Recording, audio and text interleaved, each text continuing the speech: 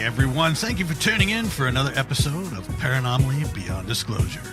We are a weekly podcast dedicated to sincere, in-depth investigations into the paranormal, supernatural, and the metaphysical, with a special focus on the UFO topic.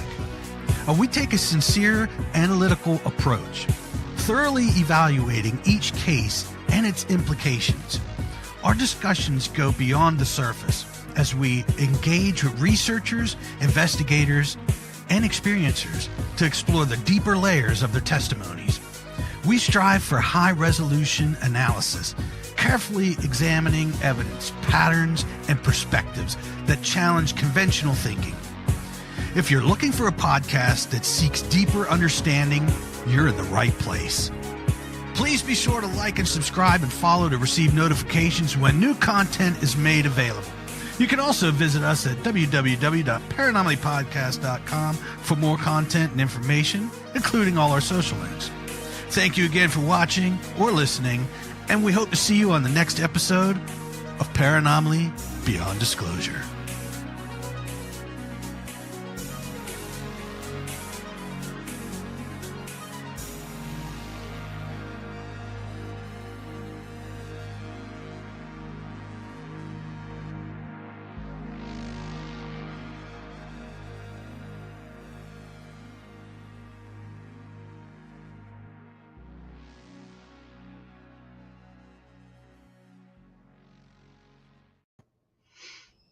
Hey everyone, thank you so much for tuning in tonight. We have a great episode tonight.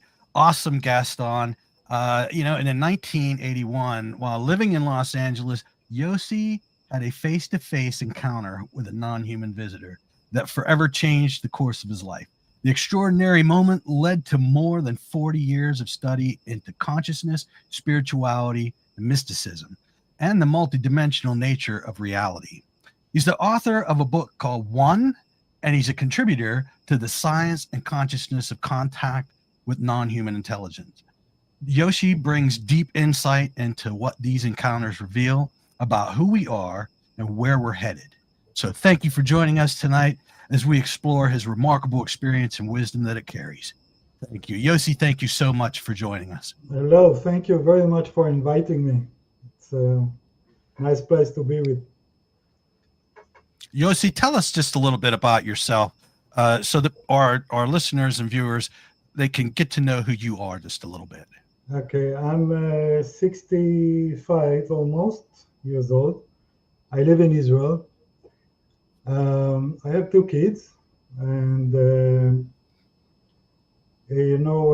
my profession is more like a web designer, something like that, and more of this stuff, graphics and this kind of stuff. But most of my time in the 10 last years is dedicated to this subject very much. I'm now writing the second book,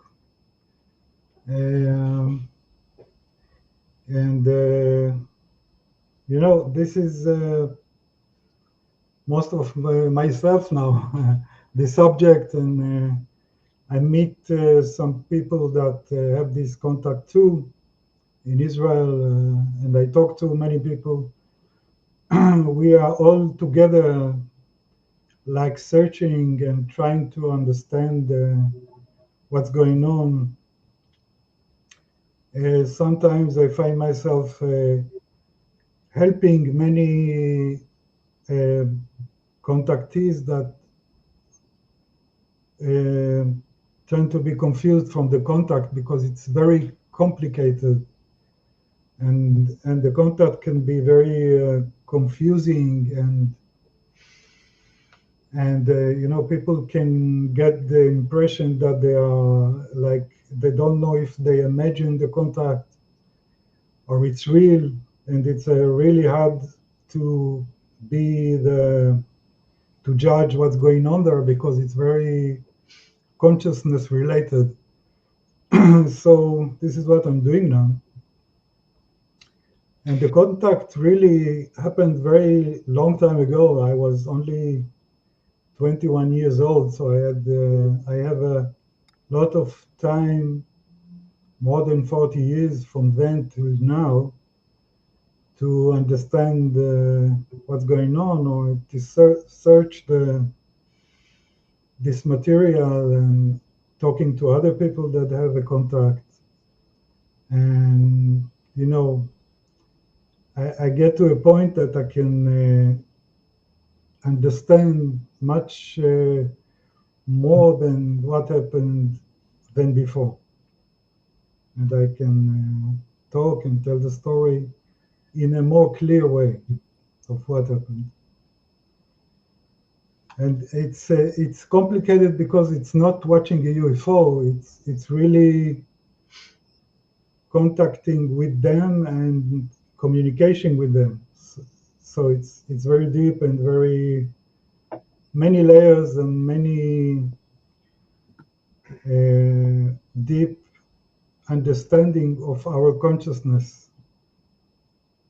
Yeah. Yeah.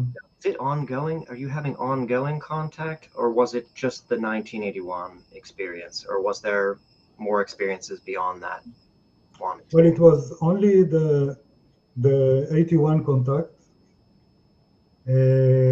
face to face that I see them near me. But after that, I tried once again to contact them face to face. I couldn't do that. It was too much for me. But I had the Well, though, are you implying that it was possible, but due to, I don't know, the capacity that it required, you just couldn't do it, but it was possible, you felt? well, at the first in 81, it was possible probably because they managed to do that in the certain place and time that I could manage the contact. I don't know exactly what was the specific things that let me have the contact and handle it. But after that, when I tried to do that, I realized that my body cannot stand the contact face to face again. But I could do that without face to face contact, more in a way of like in a meditation, in a like downloading communication, or they sometimes contact me in a dream. It happened 3 or 4 times in those years, and I can, divide between normally dreams and specific dreams that came when I need more understanding and question to them, and they gave me a kind of guidance in a dream in a very, very special way. Not an ordinary dream, but a dream.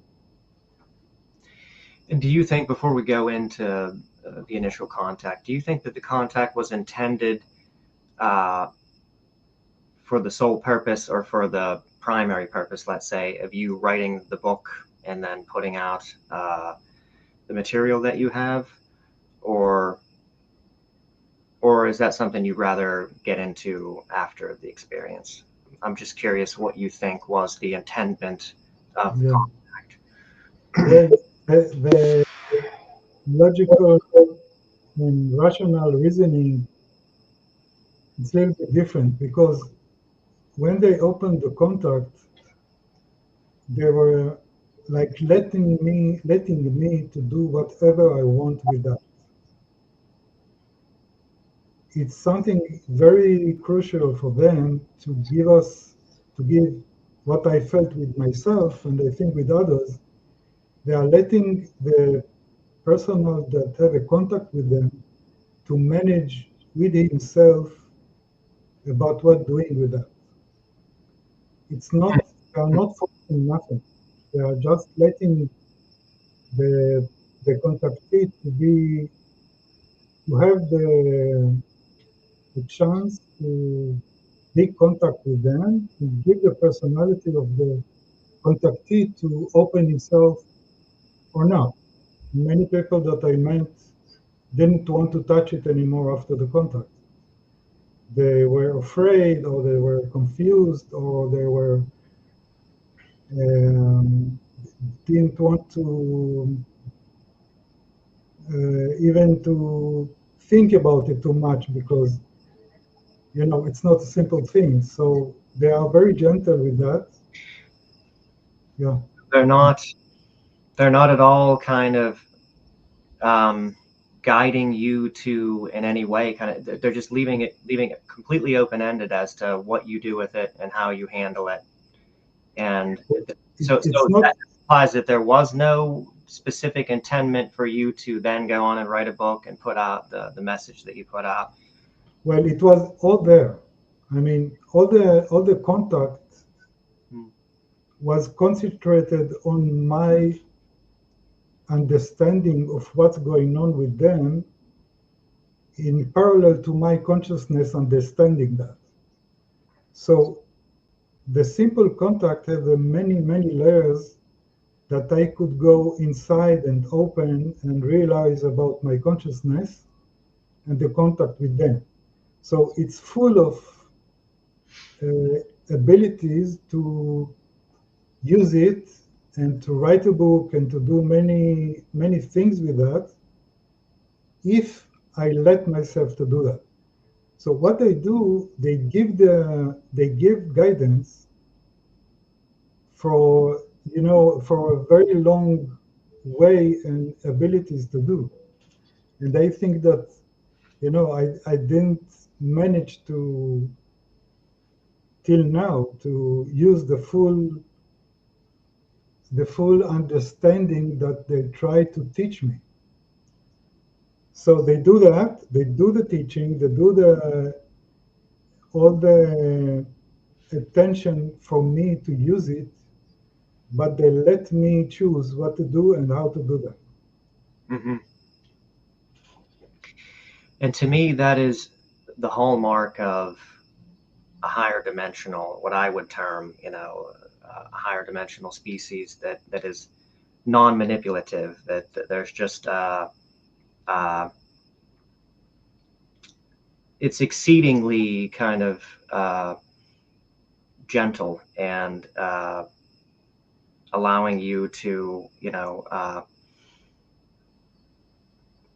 they're interfering as less as possible, I think, with what I think. I don't know if you agree that there are, other species that might be manipulative in some kind of way, but it seems like there is a category of species that operates in that way, and your sort of freedom and free will is kind of paramount, it seems like, and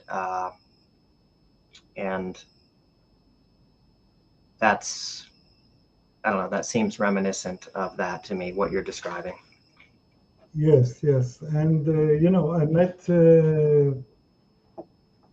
contactees that they are now friends of mine that had a very painful contact, and they were sure that those beings were very bad ones, and they meant to harm them, and they are going to harm humanity.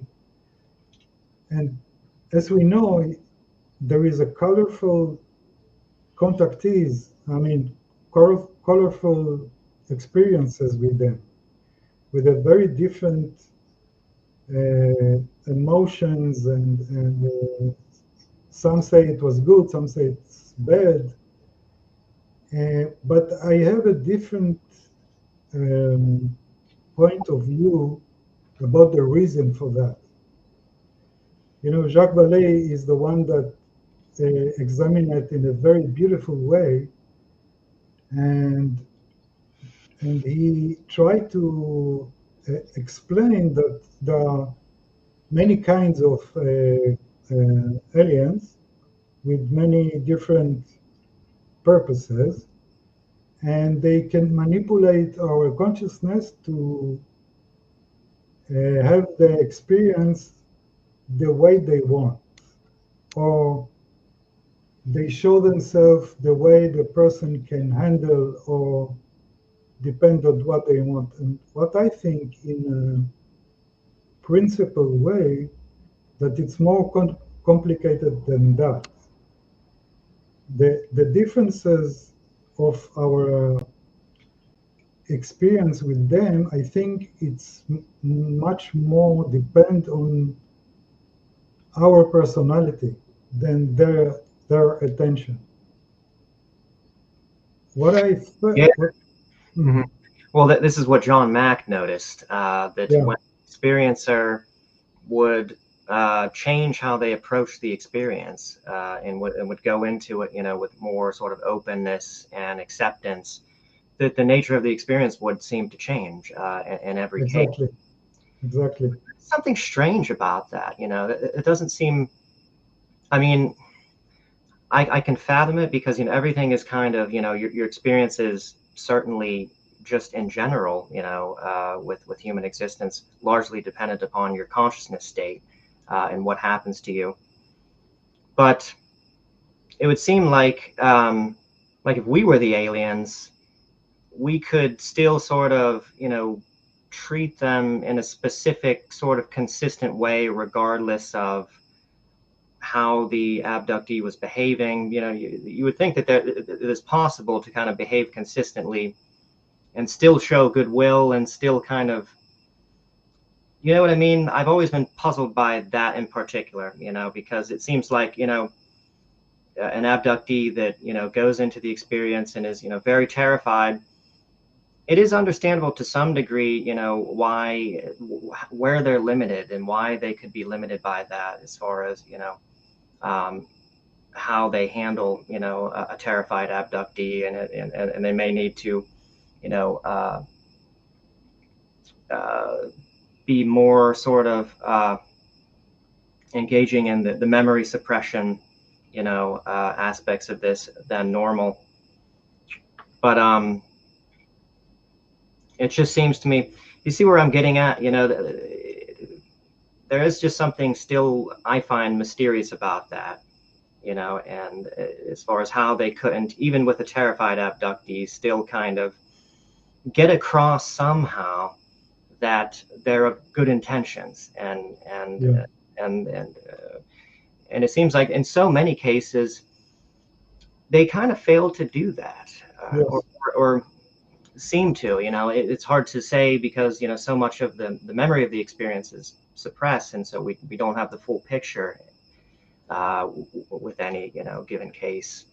But it seems like I always feel like, why aren't they doing more to make clear the intentions? It seems like there's just such a problem with that, and yeah, the perception of negative intentions is just so widespread, and it's just yeah, so many people have adopted that kind of mentality, and it seems like there just could be, I would think anyway, and I could be totally wrong, and I probably am wrong, but there could be more measures taken, to sort of make yeah, crystal clear, what they're doing, what they're up to, and but yeah. they. It's a very important question.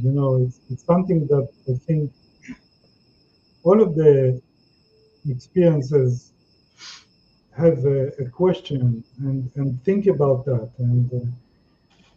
And I think the way to approach this question is to, first of all, to understand that the contact they do have an attention not only to contact as them to us. The parallel attention is our consciousness development because it's go together, Mhm, and mhm, they don't want to do, like I said before, to go into our mind and control it, like to ease the contact or to ease the fear or to ease the imagination that get wild from the fear of the contact. They don't do that because it's the contactee will lose his chance to develop his consciousness by managing the fear, by managing the contact, even in the years after that. And if you search, you see that many of the contactees that wanted to understand more about the contact in the time lowered his fear and started to understand more. And especially if he learns his consciousness in a wide way and he started to understand what happened to him and why he got so much in fear and why this contact gave him so many visions of evil from them. It's really because of the attention to us to learn. It's like when you go to a gym, you when you have the most painful training, it's the most benefit for your muscles. It's something like that. This is the way we learn. And you can see it with many people. You can see it with, Whiteley Strieber, that is a very famous, he's very honest and tell his experiences from the beginning. In his first book, he described a terrifying contact. Yeah, which I classify as one of the most horrific, or at least Yeah. his ability to articulate it maybe is why it just seems so. But yeah, to me, that's like the pinnacle of, and I think you kind of almost experienced a similar depth of fear when I Yes. read your book, or I only got so far into it, but the fear response that you had, I almost feel was on par with what Whitley had experienced. Exactly. Yeah. Exactly. And his book was the first one that I read. I read it 5 years after my contact. 5 years that I didn't talk to no one about that because, there were no books then and there were no internet.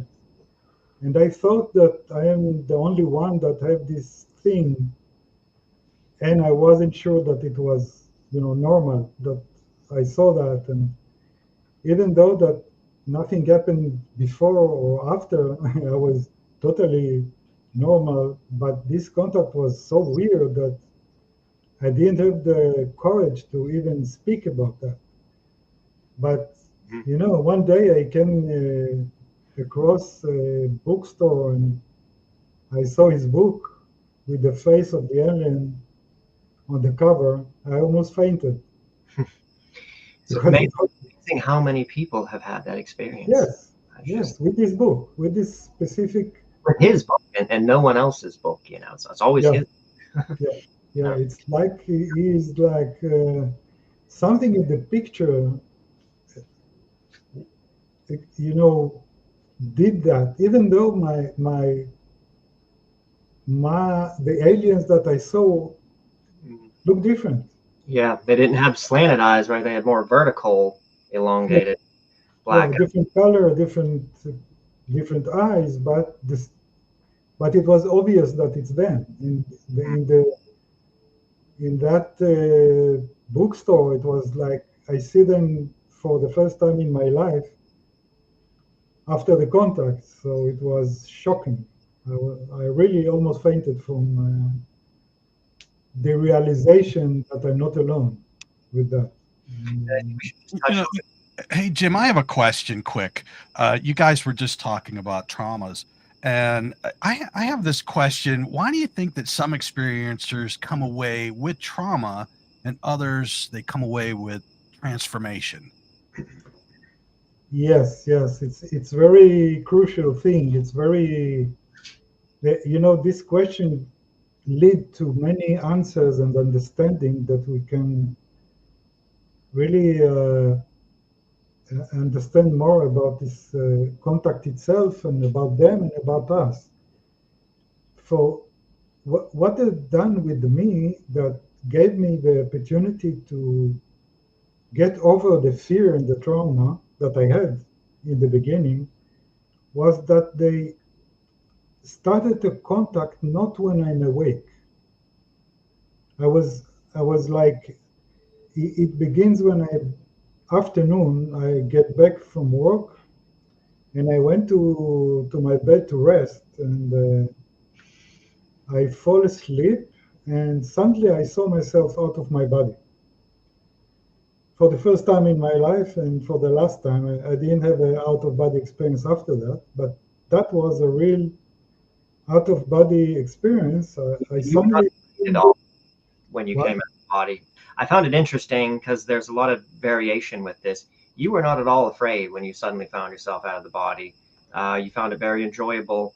Some people find themselves out of the body and are terrified and see their body there and think that can only reason that they must have died. You know, Yeah. to be outside Yes, the it body. can be, yes, because you're even me, that I felt good. I was a little bit confused because I'm like looking at my body sleeping from above, like from the ceiling, Mhm.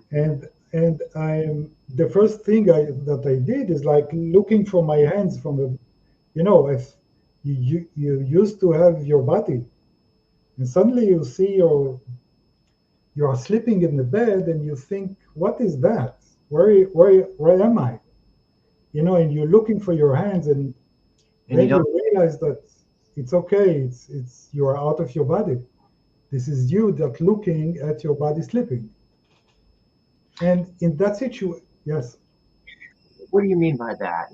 You almost you felt like something like transpired there to reassure you, or do you feel like there was some kind of conveyance there, either from your higher self or from somewhere to reassure you that everything was okay, or what were you describing? Like you were confused at first, and then you felt like this feeling of it's okay, you're just out of your body. What do you think that was in particular?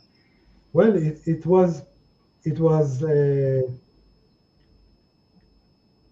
was a very light feeling for me. That out of body experience was very joyful. You feel you are light. I think most of the people that have out of body experience have a good experience.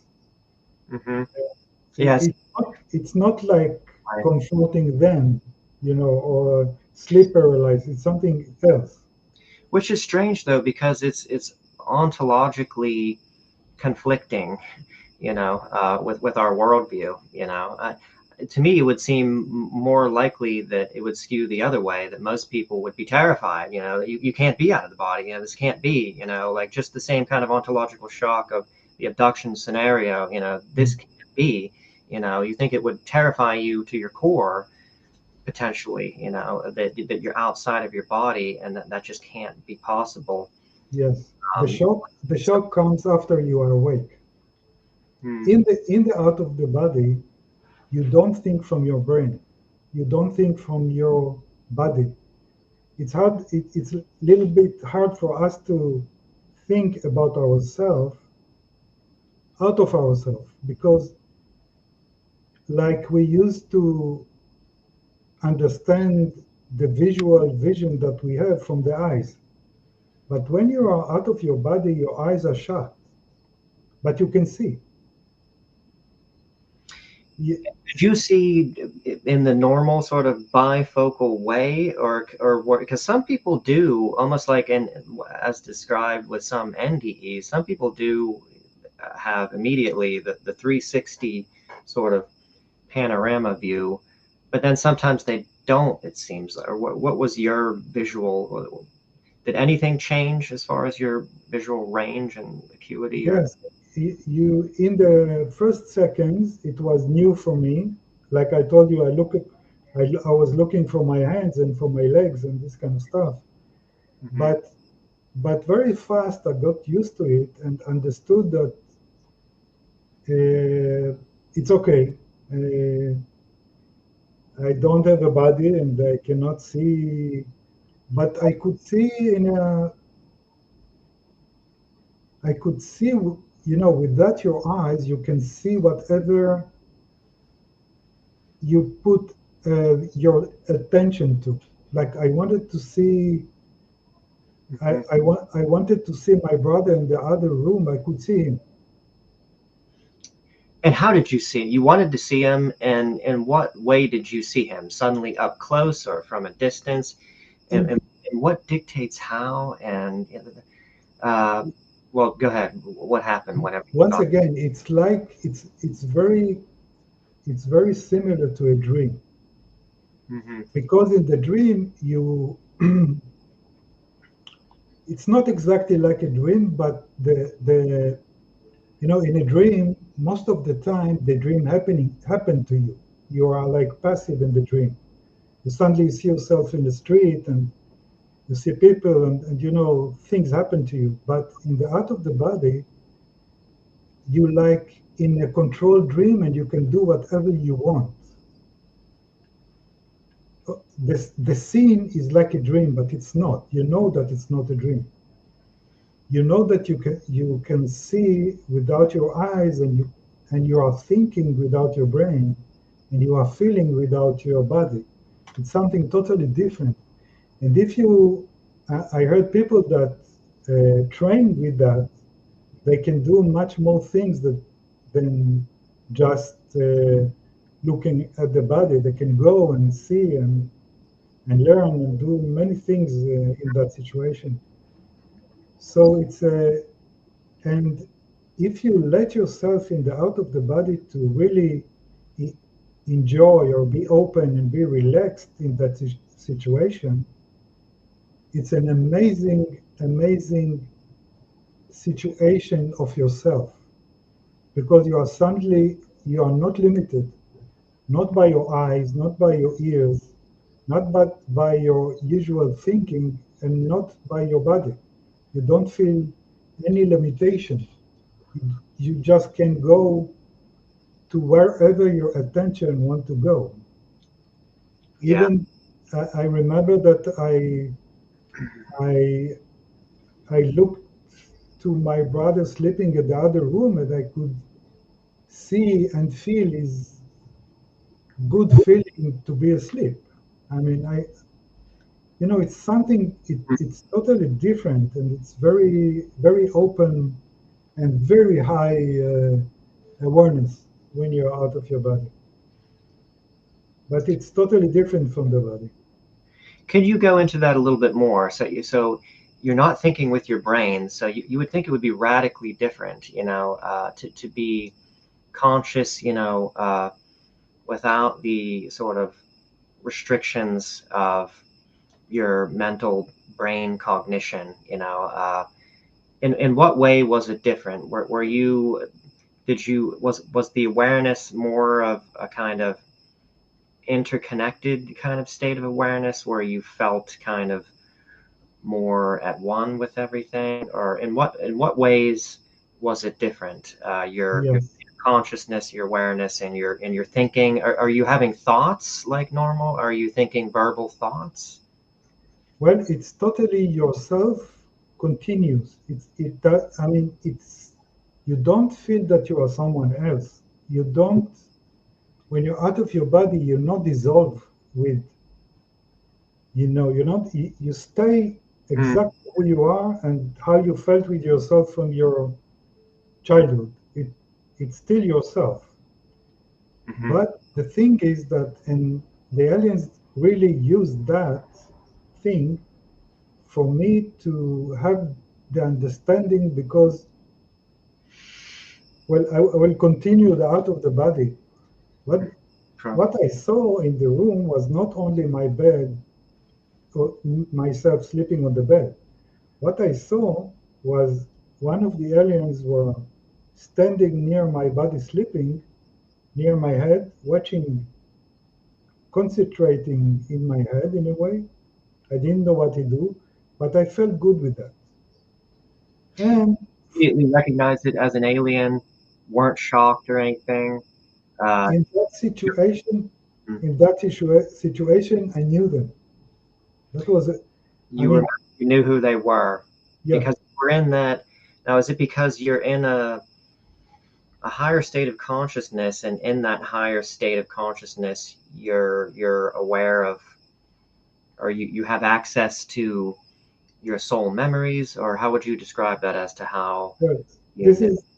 this is more for developed conversation after the the Okay. the describing the contact, because the contact can give a good background to the understanding after that.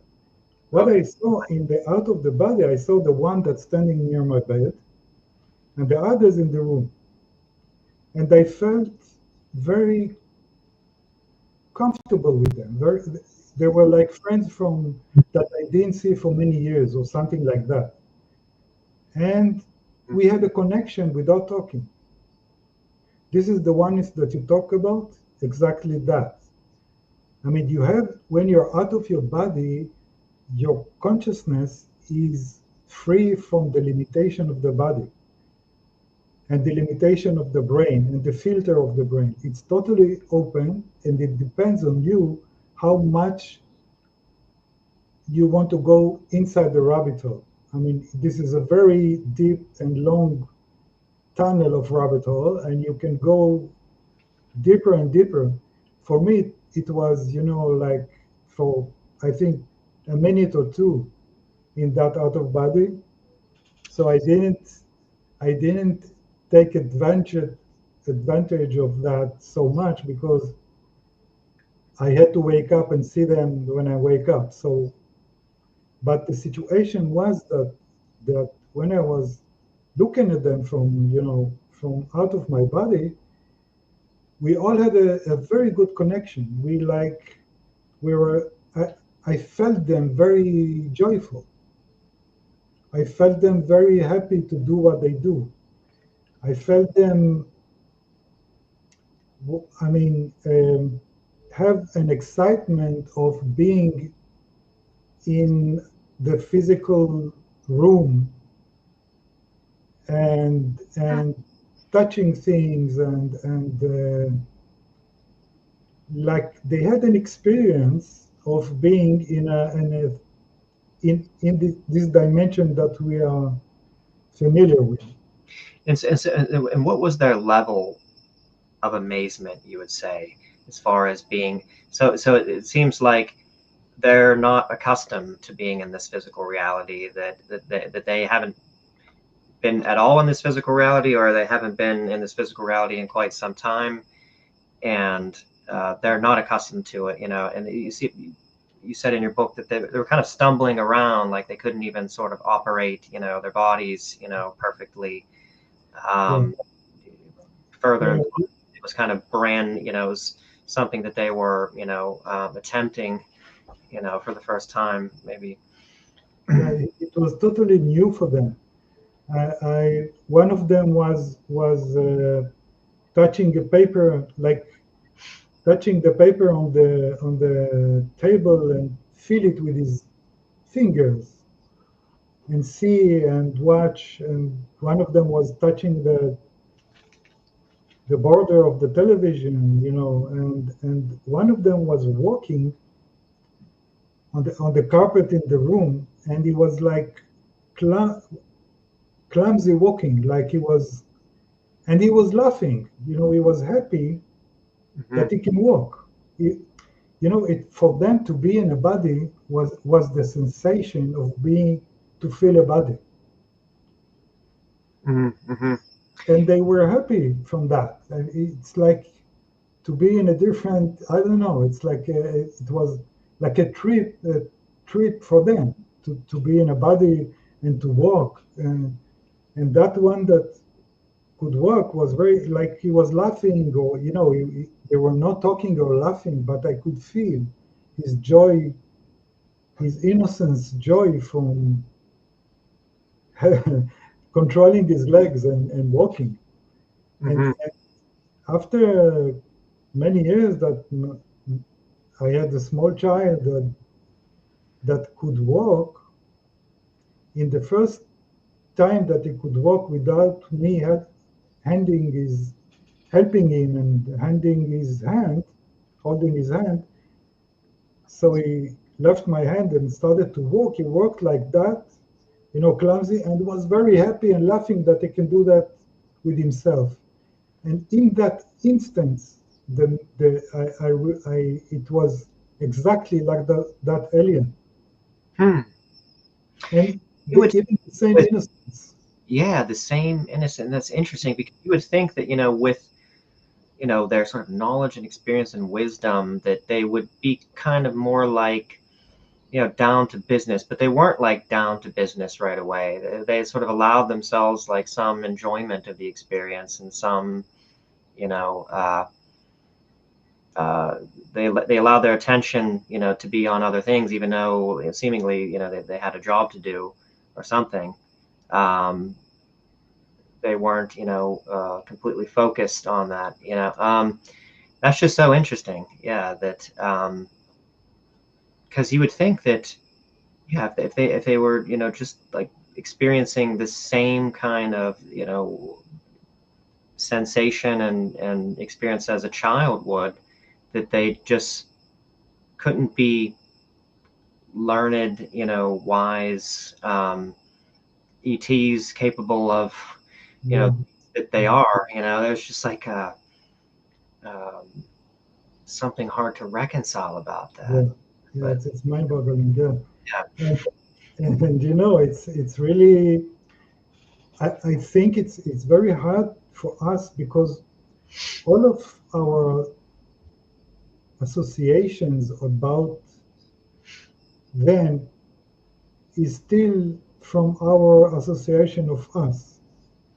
And for us to be innocent like them, it's almost to be autistic. It's Autistic or autistic? autistic. Autistic. Okay. What I mean is that Hmm. they were acting like a small child, but they were wise, like I never, in an amazing way. They were wise and understand Hmm. and knowing things, and it's like but when it they were so innocent that when I see an autistic child that is, there are some of them that are loving in the way that you cannot, you see that something is wrong with him, but he's so much innocent and love everything and don't think about bad things, and you understand that he have a problem and he is very in a very dangerous place and you have to protect him because he's so innocent. Well, they are so innocent without need to be protected because they are amazing strong. It, Hmm. it's not conflict their innocence. And I think that it's because they are not physical too much. I mean, most of their essence is not physical.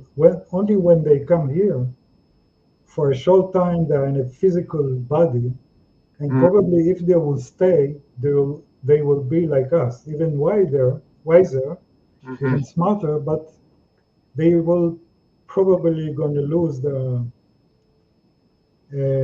innocence because it's a very tough place here, and you have to be cautious, and you have to be in a different mode So of. yeah. So therefore, they're clearly not beings who are operating here at any length, at all. You I know. think they are. I Oh, they. think they can do that. I think they can do that. I mean, when I saw them, they were like in a physical position for a while, Mm-hmm. and for the understanding of most of the stories of the fear, I will tell what happened when I wake up. You see, when Or though, but before you get to that point that yes, we skipped, okay. as far as the out of body experience, uh, Mhm. they're fumbling around. They were sort of exploring things and looking at the paper. And did anything else happen? I just don't want to I want to make sure that we didn't skip anything interesting. In that situation, that was most of the memory of the out of body experience. We were very happy together, and in the last seconds of that out of body, I knew that I have to go back to my body. Because when you are out of your body, you understand many things, but when you wake up, most of the things that you had experienced when you were out of your body, you don't remember. What I remember from the experience that I told you is I know that it's 1% than what happened there. But when you wake up, once again to your brain and body, you filter even your memory.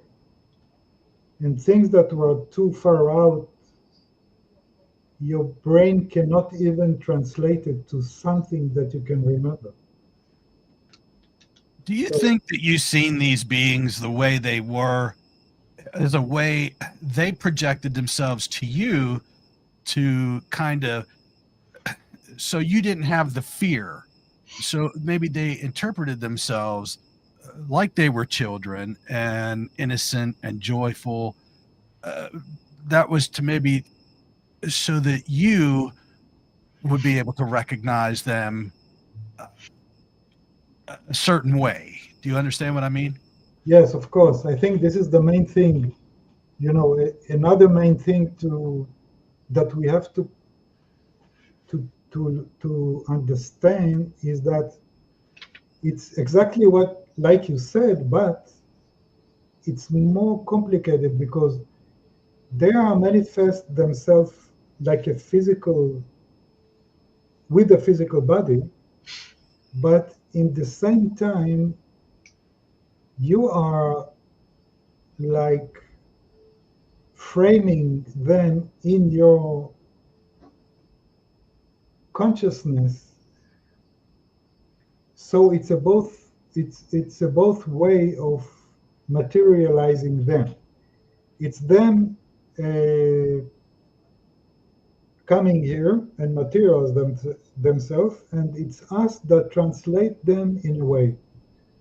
I think that the differences between them, that one see them like that and one see them like that, is more in our way of translating them. That depends in our personality and depends on our psychology and depends on our mood in that time and depend if we are relaxed and open or we are in a fear mode. And as much as you're more in a fear mode, your your brain give a form of something frightening. Even that, I mean, I had many stories of couples that see aliens, and each one of them see something else totally. That's One interesting. of them see them like angelic, and the other ones see them like a monster. Hmm. The same instance. So I think it's more depending on us, and they let us in a way to give them a solid, totally solid appearance. And this is something that they do because this is a part of our developing of our consciousness. Because when we are realizing that our consciousness have so much power, this is the development of our consciousness. Because when you understand that your imagination or your translation can manifest something from a different dimension to something solid here because your personality or the way you think, it's because of your amazing ability of your consciousness to make form of something that it's not physical. Hmm. So that's why they like letting us to understand that with ourselves. We are all now arguing. Many people tell me, hey, they are so bad. Why you are so positive in your book? You are misleading people and they can come here and harm people. and you are misleading them, and you think it's all. And I understand why. This is, I think this is the reason. And Why doesn't other things behave that way though? Like for instance, like I could make a puppet, that no one's ever seen before and put it in their room, someone's room, and surprise them with it. And they'll see the same puppet that I see. Their wife will see the same puppet, that they see.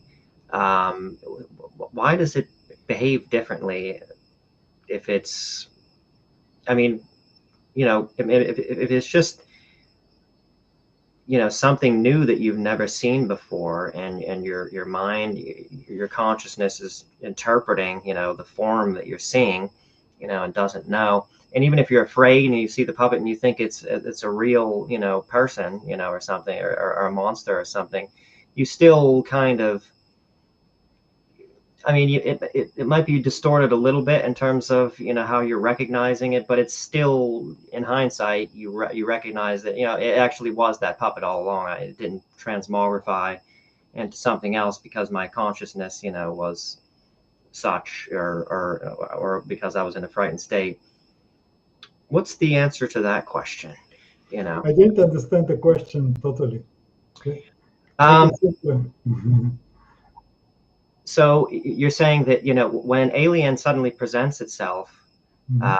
to, let's say, two abductees, um, depending on the consciousness state that you're in, you can interpret, something totally different than what it is.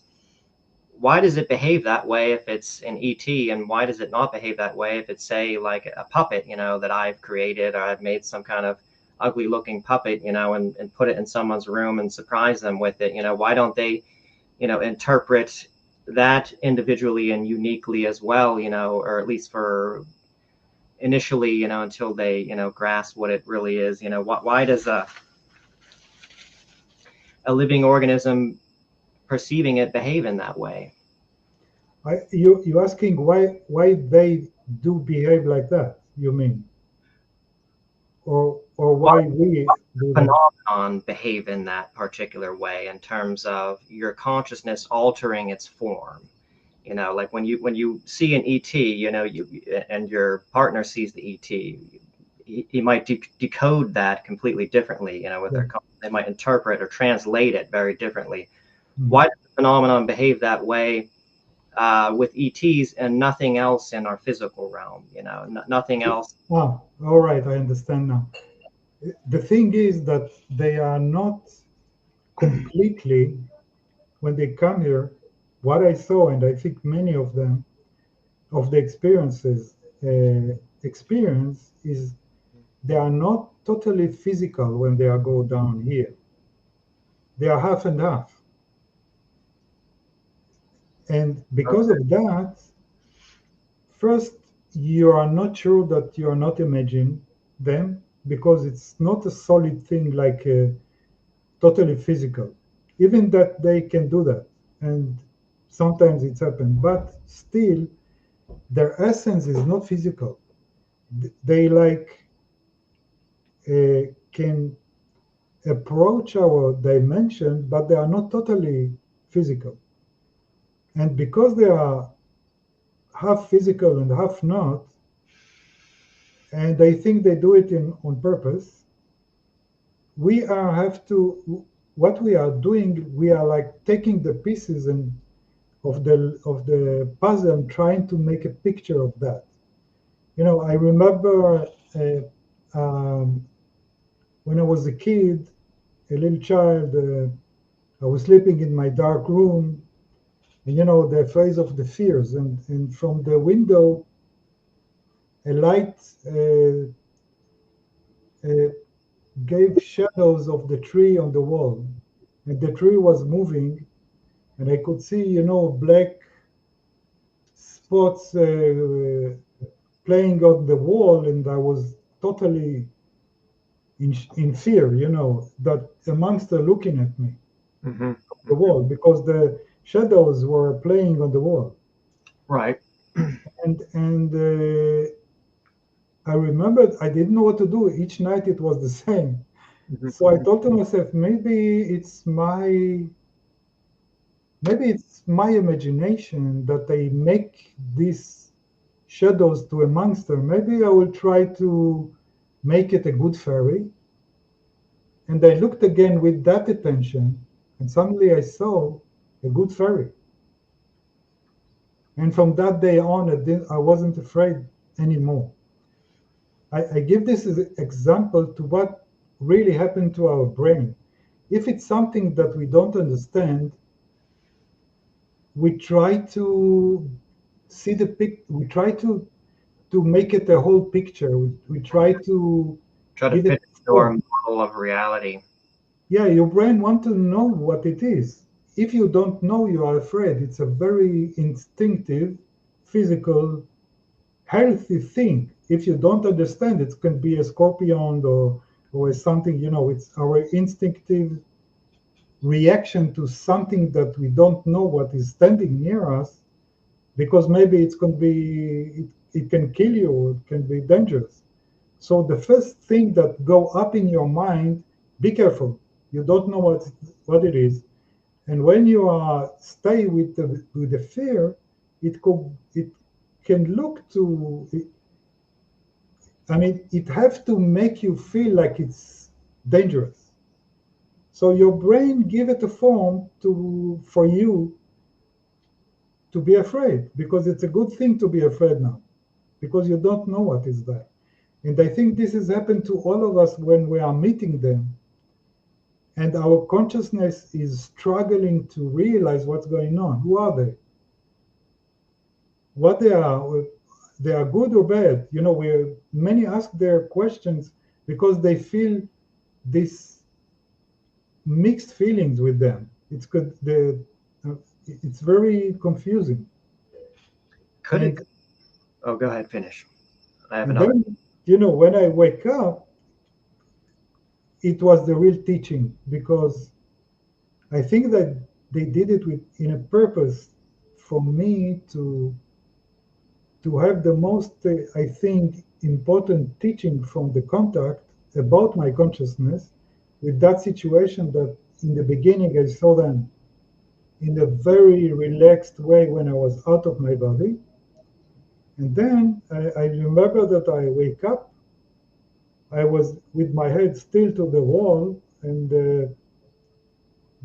and I remember that I was out of my body, and I thought I had a dream. I didn't know even the idea of out of the body. I didn't read books. There were no internet. I didn't know about this thing of getting out of the body, and I thought I had a dream that I see myself from the ceiling, and I see my bed, and I see 4 or 5 green creatures walking in the room, and we were laughing.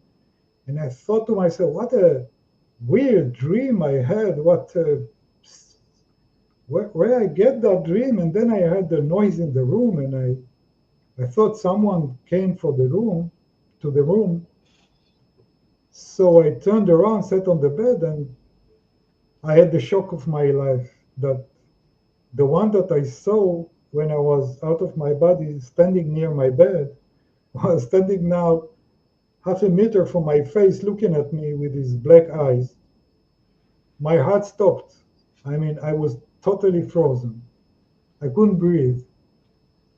I was really, I couldn't breathe from fear. I was shocked. Because in that state of fear, describe it as in depth as you can. Your muscles just completely tighten up, like because you're just contracting, from like is that describe the paralysis, because it's just such a shock that your muscles actually all kind of contract at once. Yes, Or this frozen situation and fear have many layers, but the first layer is body instinct. It's body reaction to something that in instance that he is very, very strong, that he is much more stronger than you, And and second, it's not something that you saw before. It's not. It's not even an animal or a predator. It's something much different than that. So the fear is from that you don't understand what that. The second layer is that you feel that they are very strong. Why do you feel that very strong? What? Because I knew that I knew that in his eyes, from his eyes, that he knows my fear. He knows my he knows my feeling. He knows my thoughts.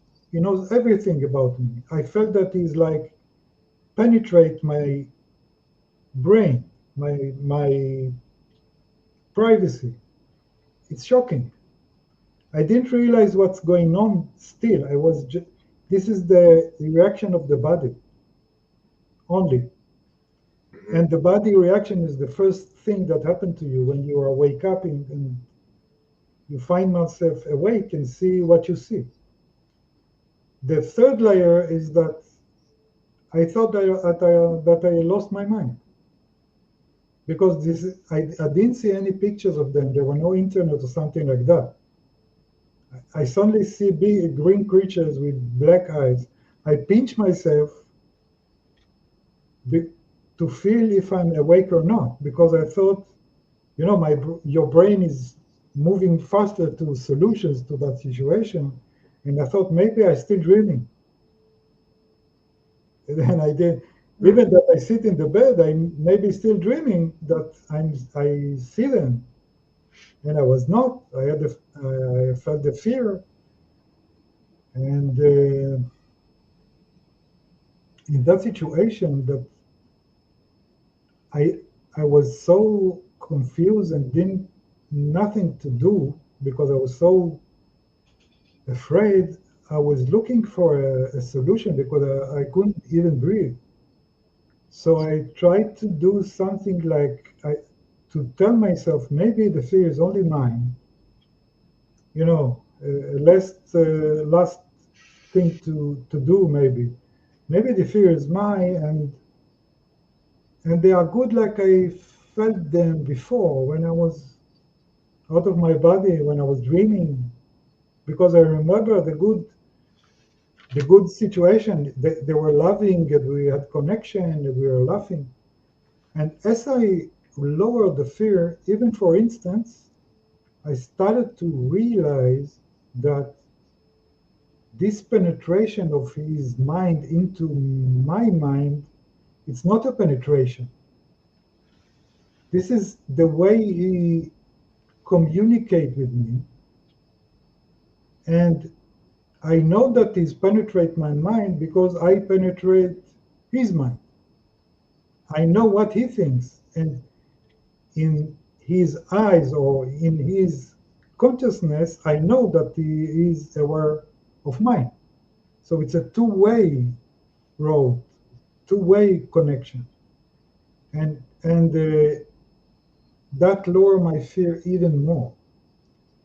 And then all of his look that make me frozen from fear started to be softer. His eyes that looked to me, shining and evil in that same first instances started to be different eyes. And they looked like very soft. And many people that say that try to explain to us or to themselves what happened to them think that they managed their consciousness and made them think that everything is okay. What I mean is that when you are so afraid and you are in a state of shock, you can think that maybe you are, you hear the other one that say, no, for me, the contact was good. He thinks that they influence him, they like hypnotize him to feel good. Because you have to rational his fear or his bad experience, and it's very easy to think that they do it on purpose to him, like, yeah, you relax, everything is okay, don't be afraid. And I don't think it's really what happened. What I think is that if you can manage to get over the instinct body fear, because it's only the body is afraid, it's not you. The fear is totally instinct, but it's so strong that it completely, the physical fear is completely controlling your physical and psychological mind, because it should be like that. The body should protect itself. Yossi, I have a question. Well, I don't, but our friend Polly, she has a question. She wants to know, can you describe the moment you went from the shock seeing them to listening to them, and what made the change? Yes. Well, Polly had very many interesting experiences. Yes, and that situation exactly was when I was sitting frozen in on the bed and looking at them. I heard a noise in my head. It was like the emotion of and the fear of them penetrate my mind. It seems like I heard it. It's like they are like going inside my brain like a train that with a strong noise that go inside my brain. And as I a little bit lower my fear, I realized that that noise was their consciousness trying to connect with me. But because I was afraid and I couldn't translate it or understand it, my fear make it a noise, like very threatened noise, like this noise trying to control me, to kill me, to you know, trying to do bad stuff for me. But when I lowered the fear, all this noise started to be recognized, and I felt it like they're connecting with me. And this is their consciousness that I realized. And then that consciousness started to be meanings, feelings and thoughts and emotions and many things. That was the really exact turn of point from fear to realizing And and what's going and are they at this moment, are they trying to dial in with your consciousness, or are you connecting with them, or were they doing something to try and connect with you, or to try and like get on your frequency? And also, do you think that their expression and how that sort of gradually softened and changed was because they were sort of connecting with you? Maybe their sort of intense expression was a reflection of your fear, because it was connected with you and it was feeling what you were feeling, maybe, presumably. And that's why it maybe had that kind of expression that it did. And as you started to calm down, you know, Yes, and its expression starts to change, maybe that was why. yes, yes, yes. It's exactly. We have to remember that now I'm looking from my eyes. It's not the same thing that it's not from the same sense when I saw them from out of my body. Now that I look from my eyes, I see the um,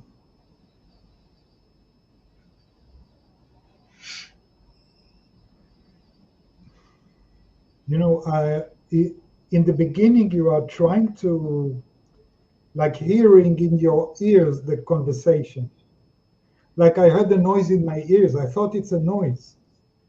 But when I lower my fear, I realized that what they are not doing nothing. They are totally passive. And what I'm now, when I relaxed my fear, is doing is open the ability, the natural ability of my telepathy.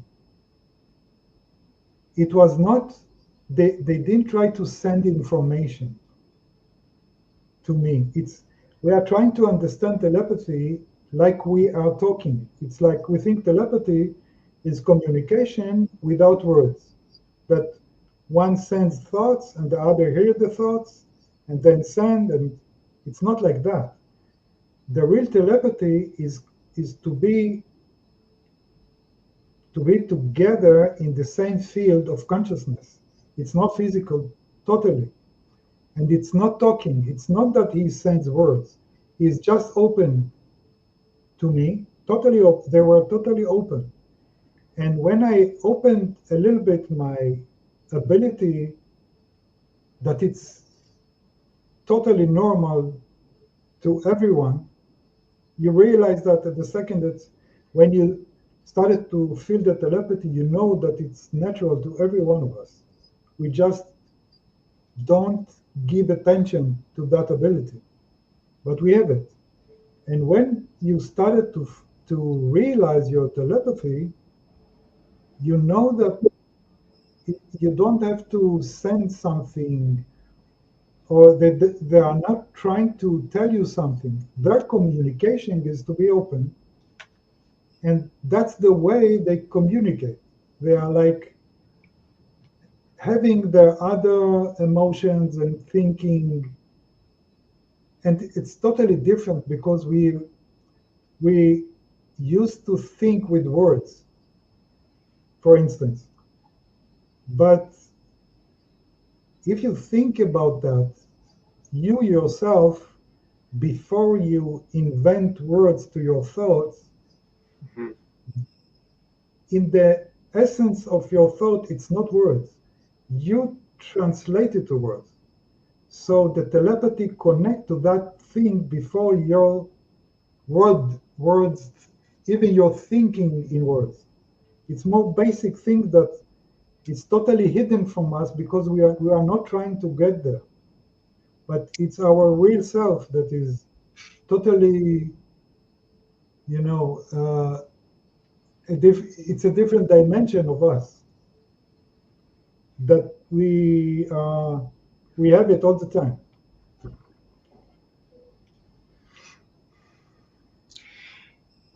You Yeah, and know, and I yeah, think that there's so much communication in abduction experiences that goes under the radar and isn't really recognized as communication. And I think sometimes the emotions that the abductee goes through uh, are the emotions and internal state of the ET that they're in the room with. And yeah, it's still confusing to me, how now do you think, that this communication, this, without, is it like preconceptual, or are there no it almost seems like it just, the words almost kind of refines it, you would think, and can kind of, sharpen uh, the meaning, and it would be kind of like sort of duller without specific concepts, but I guess not. It's hard to imagine, yeah, you yeah, know, yeah. But this it's language, without. Mhm. exactly. You know, this is the real essence of our consciousness trying to develop. When we think about that, this is really the thing that our consciousness can do, and now we are trying to understand how it works. Because when we are try to imagine this like state of oneness, what it means, real oneness, that everything is connected. So what, now it's one thing or it's many things? How we, I mean, this is the way we try to realize that.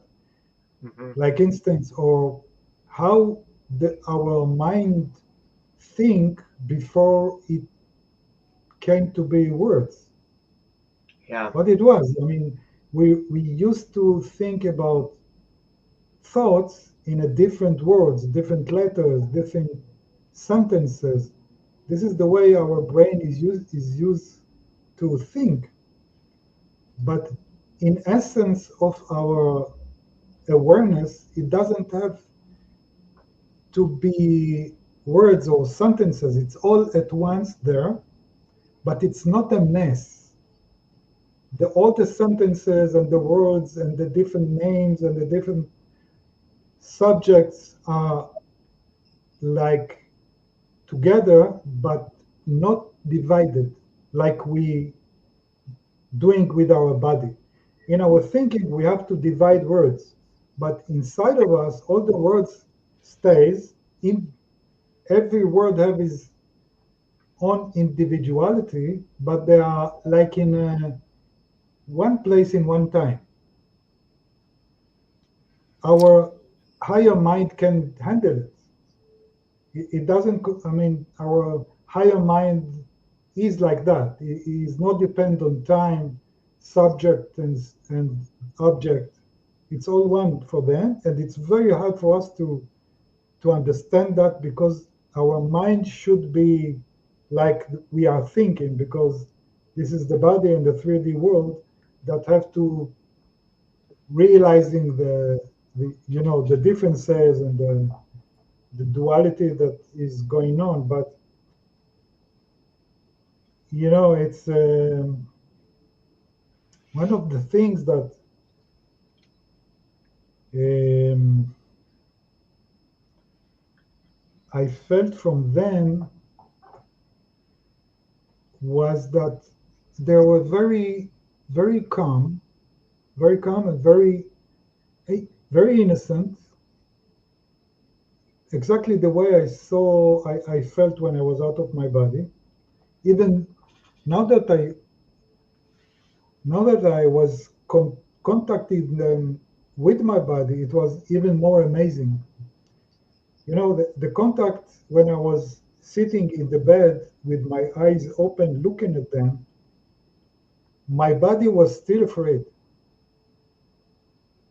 My body couldn't be relaxed too much. It's the body have his instinct reaction, Mm-hmm. but my mind started to be open and could have the telepathy once. I mean, the telepathy going on, and now I could see myself have the communication with them with the body, and that gave me a lot of understanding about our consciousness when it's free to be itself only, and the difference between the consciousness now that it's like trapped in the body with all the filters that gave him the notion of our 3D world.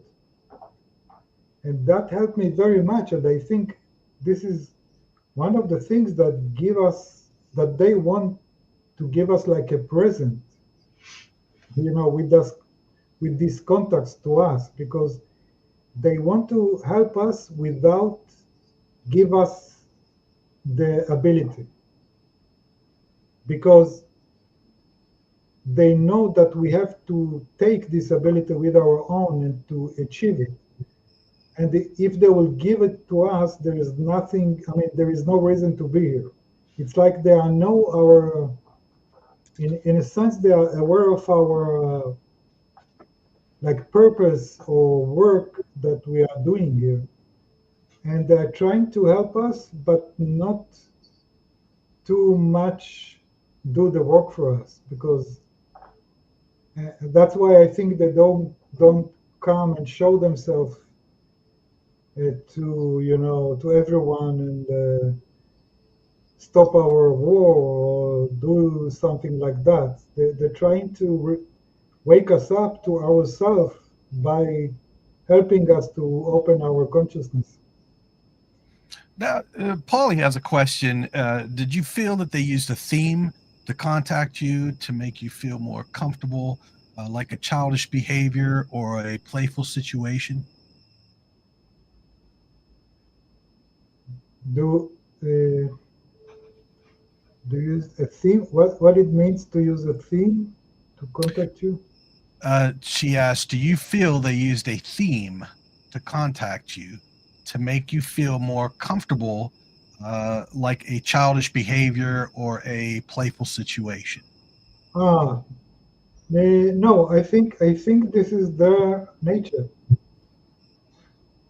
I think that they are very innocent, and this is their nature. And I think that one of the reasons that our, like the world government, that I'm sure that is aware to these ETs, is not really afraid of them.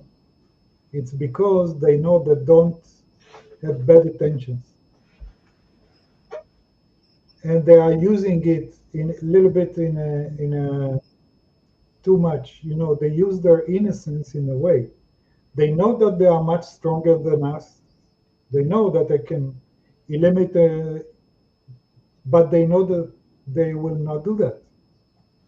So they are doing what they want, and the aliens will not stop them. Same from the same reason, they give us the the, the opportunity to choose our way and our destiny for us to learn, and they will not intervene if even if the government fool us and they don't like it. They will not. They will not stop that. I think maybe maybe when maybe when we will get to very bad situation, they will intervene. But I'm not sure. I think that they really cherish our development with ourselves. Yes, yes. And let me ask this: if telepathy is not sending, receiving words, but simply being together in consciousness, what would that mean for the future of human communications? Well, I think this is the telepathy. It's one of the really presents that they give us, and it's not that they have to teach us about telepathy. I know that we all have it, but something is going on now that we forget or forgot the ability. And I think that as much as we will more and more develop our telepathy, the situation between us will be much more better, because the telepathy is not that people going to start reading other minds, and this all of the things that we are afraid of. Wow, if the guy can read my mind, it's very frightening. It's not like that. Telepathy is can be achieved, I believe, only from empathy. It I mean, the telepathy have a field of connection. Telepathy is a kind of a dimension when everything is connected. That's when you penetrate that field and the other one penetrate the same field, you can have the telepathy with them, because it's the field that of the one conscious mind, that each one that want can go inside that field and have telepathy and feel each other. And you cannot have this ability if you don't have a good emotions, because the good emotion and love and happiness is the tool for that. And if you don't feel good, you cannot have the telepathy. It's like the essence of telepathy is empathy. It cannot work uh, and I think we started to see example of that. If you know this telepathy tapes that is now famous, it's an amazing example of how it done. And I was very happy when I heard that this research is now going on. And you can see that these non-verbal kids have a strong ability of telepathy, and I realized that they have this ability of telepathy because of their problem of to be on a spectrum of autism, that in a way damage his brain in a way that he is not connected to his body too much. And because he is not connected to his body, he is not connected to the filters that the body put on the mind, on the consciousness, that is connected to the one field of consciousness, to the higher consciousness, to God even. And because of that, they can be open to each other, and they tell about the heal that they summon up together, and each one of them is at home sleeping or relaxing, and they can meet each other in a place and have communication with each other and help each other. Amazing thing. And I believe that this is going to be proven in a way, in a scientific way, because these kids can do that. And this is a real proof to what I think I understand about the telepathy, because they don't send real. They don't have to send words because they don't know how to speak. They cannot speak, and but they develop the way to communicate with the much more deepest field of their consciousness that don't have words. And when the teacher teach them to use this board of notes, and started to realize that they can like speak without speaking with the notes, they teach these children to talk without talking with us. And those kids very happy that they can do that, because finally they started to give us the understanding that they are thinking, they have this personality, and they are there, that they didn't have the ability to talk, and now they are starting to showing their and speaking with us in a different way, and it's amazing. And I think our future is, this way of telepathy, learning telepathy, going to make us much more developed. This is one highway of the evolution of our consciousness. Because when you are start to be sensing the other consciousness, you can see the truth. You started to trust him, because you do the telepathy in a good emotion, and the other one that open to your telepathy have to be in a good emotion. So we will start to be in trust with each other. We don't think about he's hiding something, because he is open. You can have telepathy between you two, because you two open to each other. It gives a different kind of connecting to each other. And I think, one of the main things that we in the spirit world we understand that love is the most precious thing, if you will get to a situation that we can feel that love. And in that telepathy you see why, because the love can put your consciousness in a much higher mode of the field of the oneness. And yeah. It will be really something if it is autistic children that finally, crack the foundation of scientific materialism. Amazing. Yeah, really. I think it's happening in a way. If the science world will let him to show that and not, yeah. Hmm. So, in the last half hour, if we could, let's come to the part of the experience where you begin to, I think, get a sense of source, or what you describe as the light. And do you want to go into that and Yes. into a It's discussion about yeah, that? yeah. That was the peak of my experience. I can say it was the most amazing experience that I had in my life, and it happened in the same instance when I was relaxing my fear and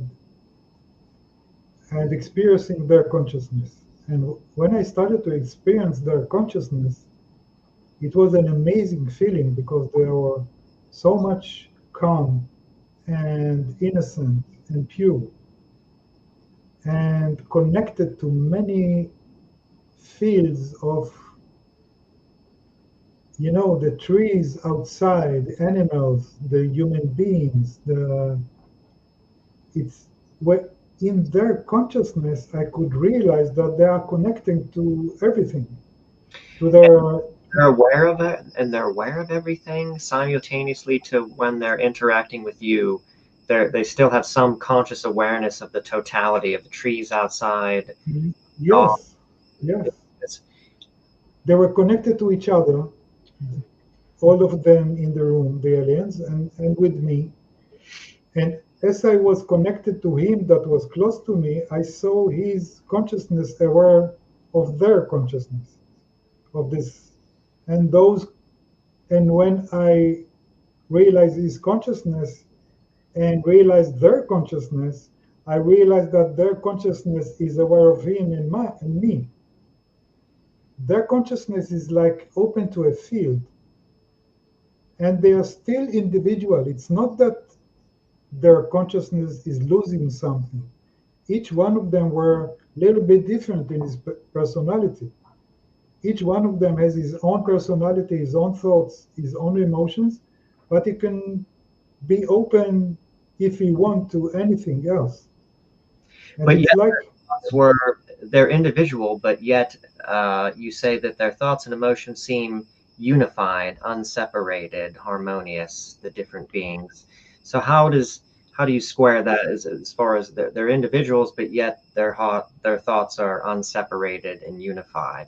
yes, it's something that I know it's very hard to realize. A friend of mine, when I started he was very curious about this, exactly what you said. How can I want to feel this oneness too. Show me. And I started to teach him to do it in a way of meditation. And after a couple of times, he got to that situation, but he opened his eyes in a very frightened scream. And he told me, listen, I almost felt losing myself. I felt that I'm in the front of death. I felt that I'm going to be no more, to lost in that oneness. I don't want to go there. This is the reaction of the consciousness that still feel himself through the body that have to be individual. The consciousness don't have to be individual because it can be with others and still be individual. The body cannot do that. The body cannot combine with other body and still be himself. For the body, it's death. There's nothing like that. And we are still in the beginning, we are still thinking like the body. But the real essence of our consciousness is much more open and can stay individual and still be open to everything around, and they don't have to have this everything at once. They choose where to go, they choose where to concentrate. So it's not overwhelming, it's like freedom, totally freedom. Hmm. And I heard a small sentence of this poet Rumi, Mm-hmm. that is amazing spiritual writer. He told, uh, "You are not." He's meaning about our consciousness when he's going to be at one with the oneness. You're not a drop in the ocean. Okay, yeah, I know. You're all the ocean in a drop. Mm-hmm. What he meant is that don't be afraid to fall into the water, because you're not going to lose your drop personality, because you are now going to be all of the sea. You're not you will not stay only the drop, you can be all the sea.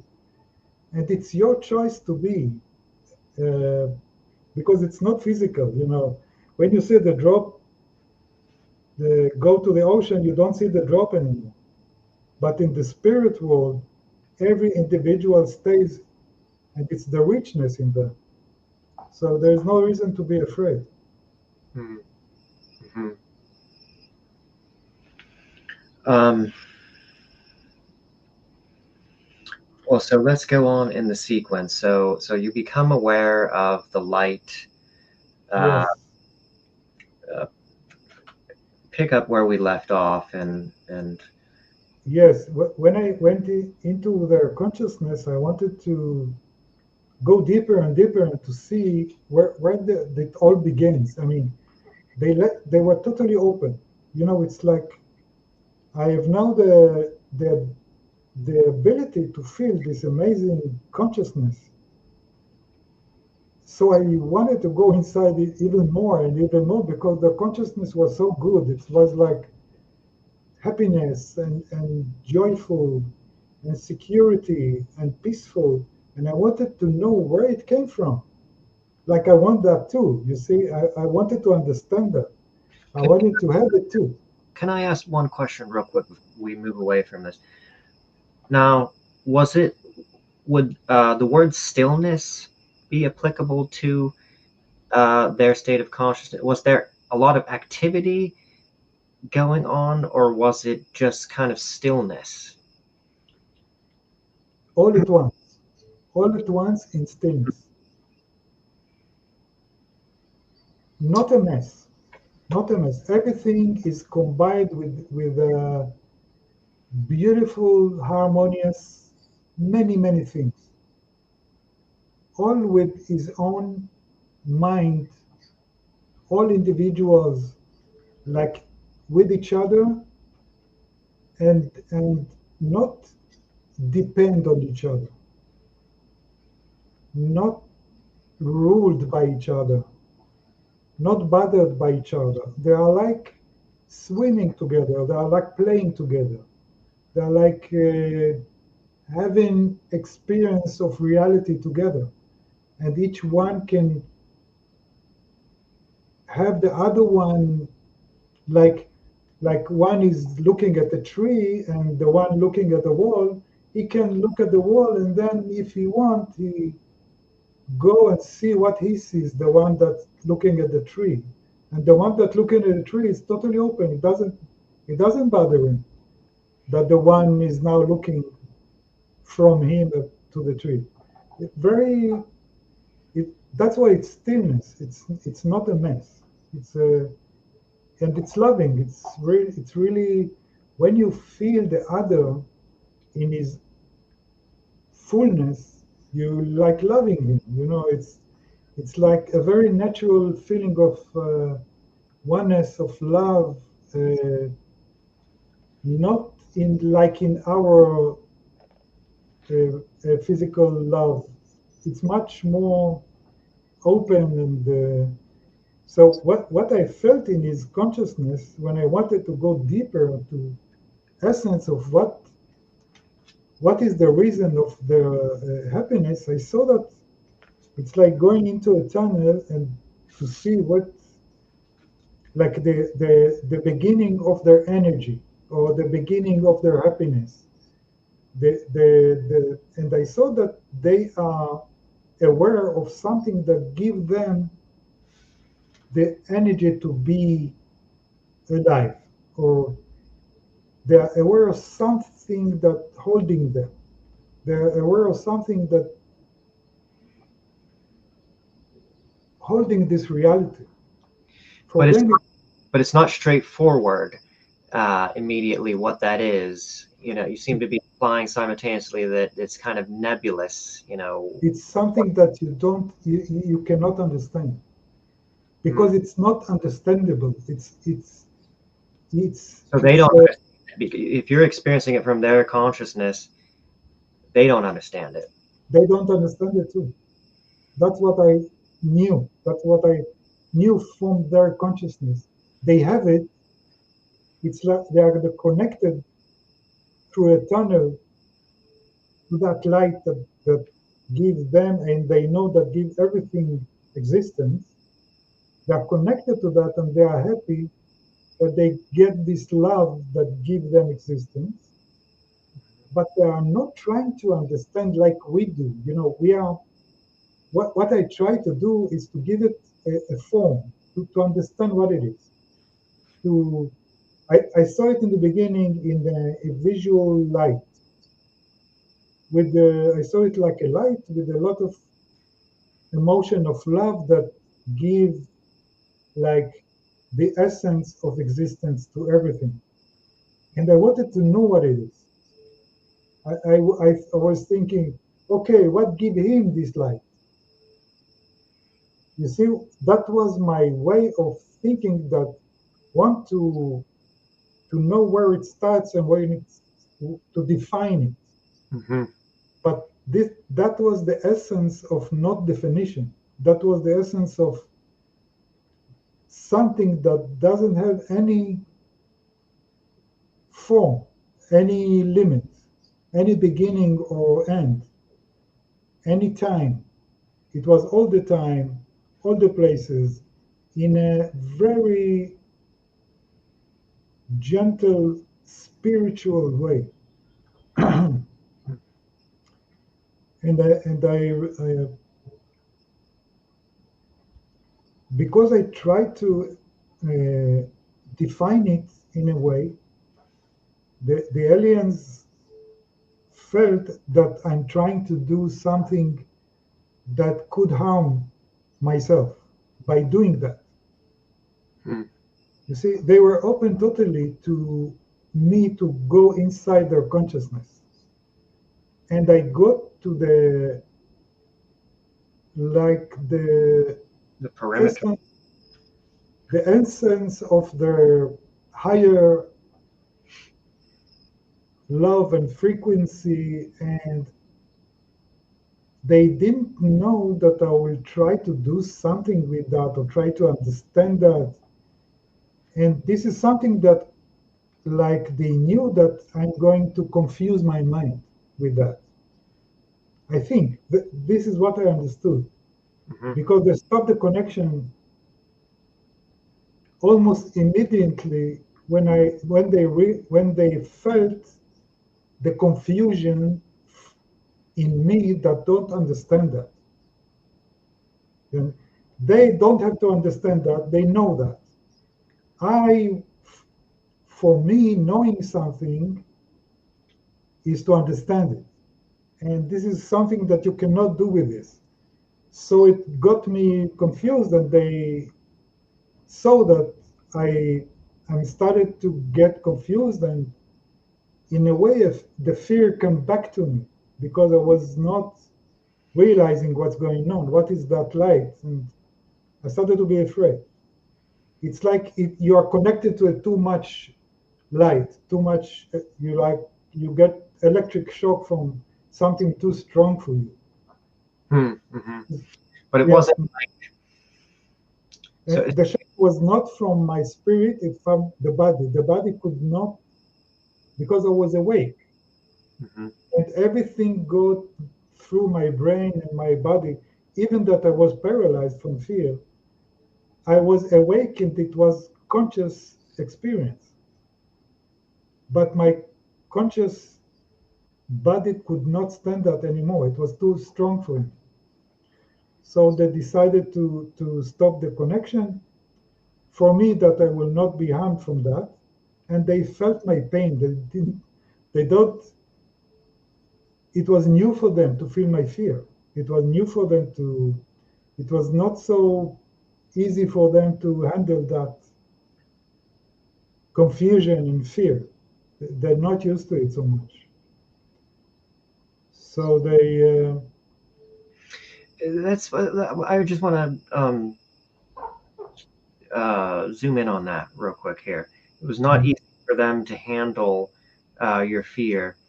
You would think that an evolved creature, a form of consciousness, would have no, would recognize that, an emotion is just an appearance in consciousness, and you need not, just like, an object reflected in the mirror, you need not do anything, in response to that, or interpret it.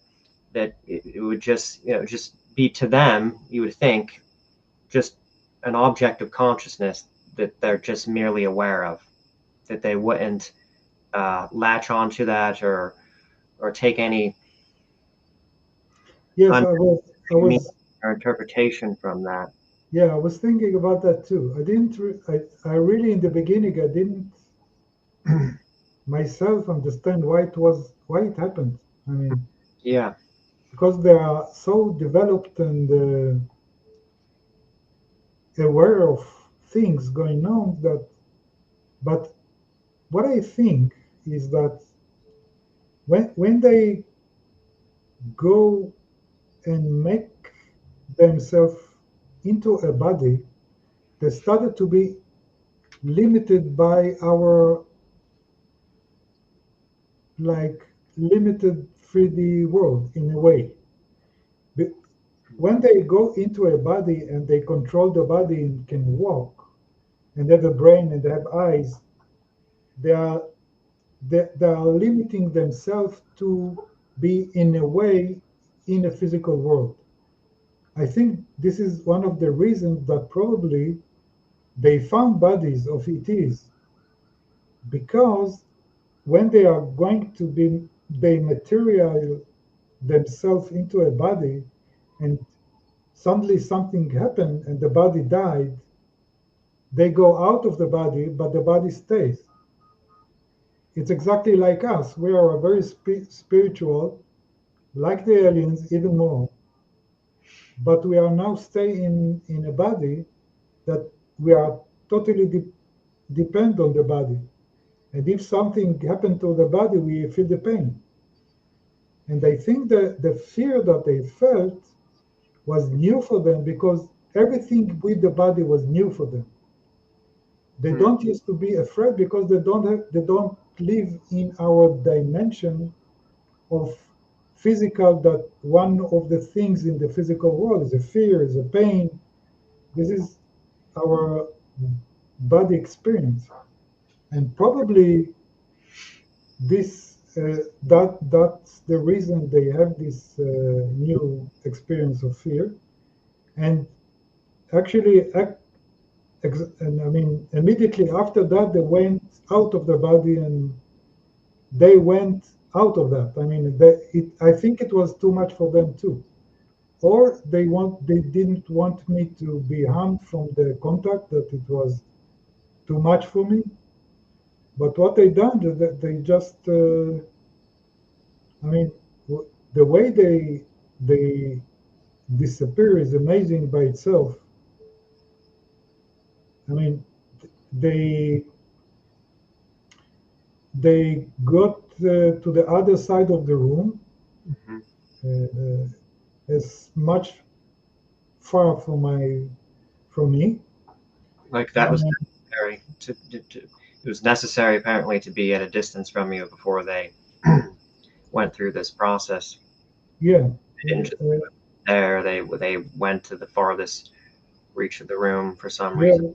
Well, now that you're telling that, I think that probably it was dangerous to be near my physical body, near me, when they do what they done. Mm, yeah, perhaps. Yeah. So what they done, they went to the other side of the room and stand in a circle, hold each other hand in a circle, and started to walk and then run in a circle. And then this running become very, very fast, and their appearance started to be lightened. Like it was so fast that this circle began to be a circle of light, very, very fast light, spinning, and that spinning circle of light got smaller and smaller till it disappeared from my eyes. I couldn't see that anymore. Hmm. And years after that, in the beginning, years, I couldn't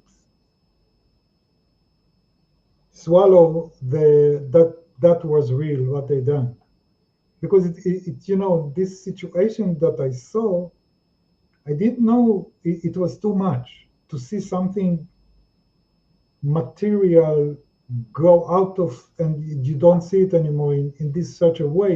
I thought my mind is like went, but it, in the time after that, I realized that this situation is something that they do. The spinning, and many UFOs that people describe do that. Like Mhm. they go, they spin, and they suddenly can go to be a small point till it's disappeared. Like they move to other dimension, and probably that's what they done. They, and nothing left in the room. Like they could translate their physical thing of their body to nothing. Like everything that they done was made by their consciousness, even to be material in a body. And I think that probably they can do the UFOs in the same way, and this is the reason that people say when they touch it or they saw the UFO, it looked alive. Mhm. They felt it conscious. They felt it biological or something like that. And I think it's because it's not a technology, it's more their consciousness that can use in a way and make material substance or biological or these UFOs in a way. Mhm.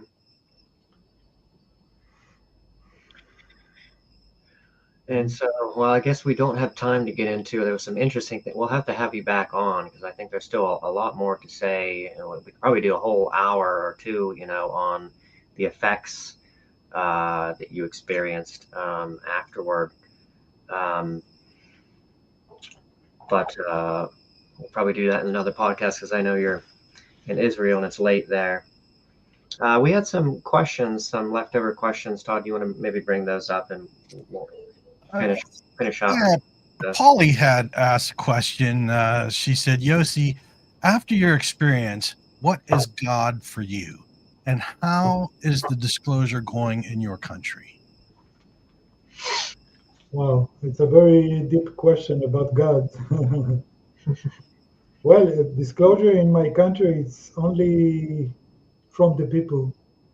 Our government and army, totally quiet, even though that I know from other people that there is an action in Israel concerning that, but we don't know nothing, and they don't talk about nothing. And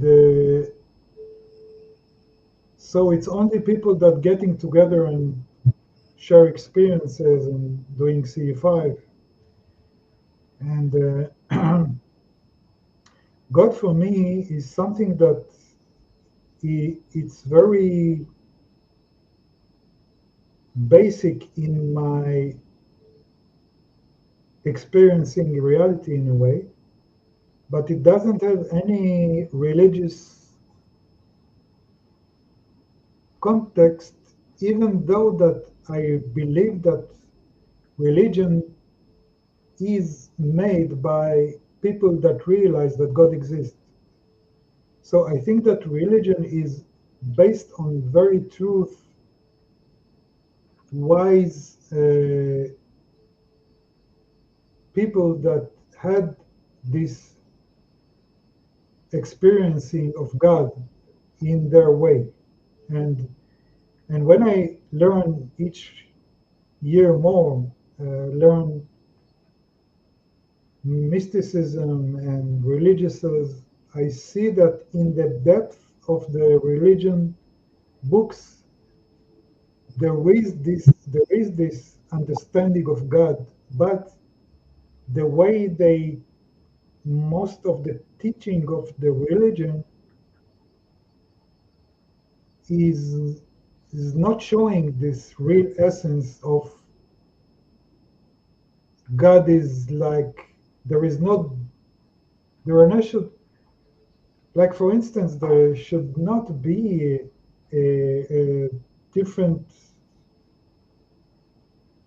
that one religion say that my God is more that my Bible is truth and yours is not. I mean, if it's the same God, what's going on? What is the and probably people use it in their way, but I believe that there will be a time that the pure the pure realization of God gonna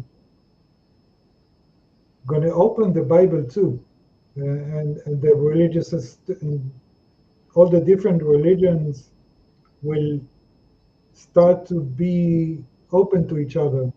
It doesn't have to that it should be one religion, but they can be compassion to each other, and each religion going to learn from the other one, and there will not be that one say my prophet is the real prophet and yours is not, because they will understand that there is one God, and we better be contact to each other, and this is the best way to contact to God, and not to be divided. And do you think that it's a huge misconception to view God as a being of some kind? Yes, yes, this is one of the big misconceptions, not, I mean, bad understanding, because in any way that you try to give it a form, you're going to lose the real essence of contacting to him in a very natural way. Because each one of us, I believe, is connected with him all the time. Our being, our real being, is connected to him because he is the real essence of our existence each second. And he is very close, very, very, I mean, part of our self is him. He's so close. I mean, he's really, Yeah, I think that's what we fail to understand every moment of the day, just how enmeshed God is with us, yeah, Yeah, yeah, this is the body, yeah. Mhm. the body limitation. And I've heard extraterrestrials, can't remember the name of the contactee, but these particular ETs that this contactee had contact with described God as a force to them. It was a force that they didn't completely understand, but was just always there. And is that, if we had to reduce it, to something, or to label it with something, do you think a force, is maybe applicable to that? Or Well, yes, when we are trying to, we want to get close to it. We say to ourselves, if we are connected to God, why? I want to talk. I want to feel it. I want to talk with Him. I want to feel His love. I want to feel His. I want to see His light. And this is another important development of our consciousness. I think this is the path of our consciousness. When it will be developed, even with telepathy, we will start to feel it. These autistic nonverbal children say that they know that they are connected with angels of God, most of them. And it's amazing because they can say it in a different way. Like the Jewish nonverbal autistic say with his Jewish way of translating it. The other will, because we translate it. So one can say it's a force. One can say, like me, I see a light. I see love. But it's all true translations. It's all parts of its amazing everything of him. And yes, like you said, to give it a form is our need, that we think this is the way we will connect to him, but we don't need it. It's very natural for us. It's like to get inside of your peaceful essence and loving essence. You will start to feel him in a way, without forming him, without understanding. But you will feel it in yourself. Like you will realize that he is holding you. He is like giving you an everything existence. Wow, this show was incredible. Yossi, your story is incredible. Tonight we journeyed with Yossi through an extraordinary experience, from face-to-face contacts in Los Angeles in 1981 to out-of-body awareness to the heart of consciousness itself. And what he shared with us, it reminded us that fear belongs to the body, but love and connection belong to the soul. And Yossi's story challenges us to see beyond form, beyond appearances, and into a deeper truth. That telepathy is empathy, that innocence can walk hand in hand with wisdom, and that the light which sustains us all cannot be defined, only experienced. So Yossi, thank you for your Beautiful said. thank you for your openness and your courage, and for helping us glimpse in the ocean in a drop.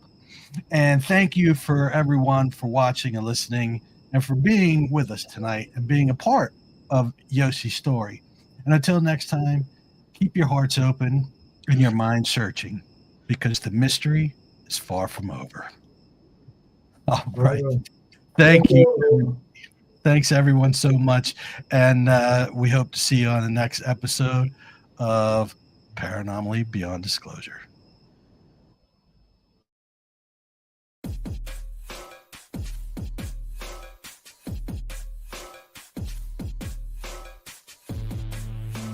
Thank you for tuning in with us tonight. We hope you enjoyed this episode. Please be sure to like, subscribe, and follow to receive notifications when new content is made available. A Paranormally Beyond Disclosure is looking to talk with ufologists, researchers, investigators, contactees, abductees, channelers, and more for upcoming shows. Or if you have stories, photos, videos, questions, suggestions, or comments, please contact us through Messenger or email us at paranormallypodcast gmail.com.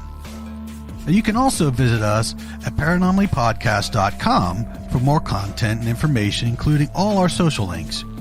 I thank you again for watching or listening, and we hope to see you on the next episode of Paranormally Beyond Disclosure.